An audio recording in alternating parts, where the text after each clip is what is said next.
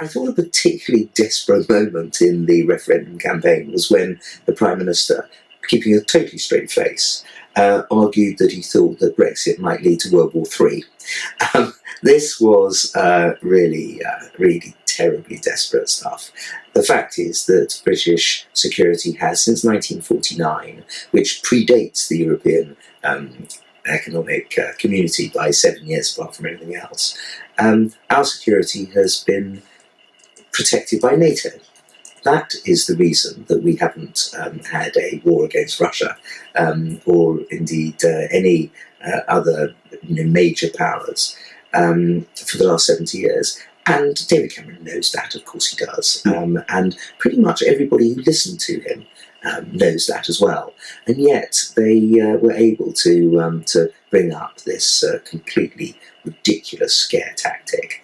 Actually, if you're trying to look for war in Europe since the Second World War, you look at Bosnia, where the EU did absolutely nothing, as 250,000 people were killed in that civil war in the former Yugoslavia.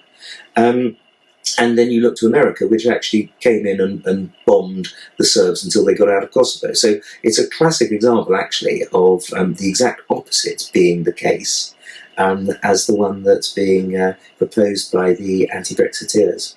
We've seen in recent weeks secret documents been shown now, been revealed to say that the European Union is only waiting for the referendum before they start to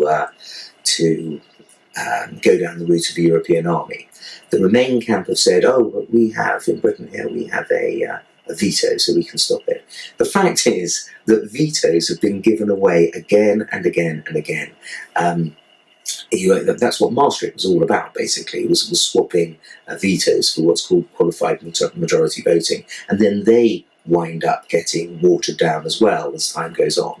So who's to say in 40 years' time, as a historian I like to look a lot into the future as well as the past, or half a century's time, whether we'll still have that veto. And if you have a European army, inevitably it's going to weaken NATO. And that is the bedrock of our security.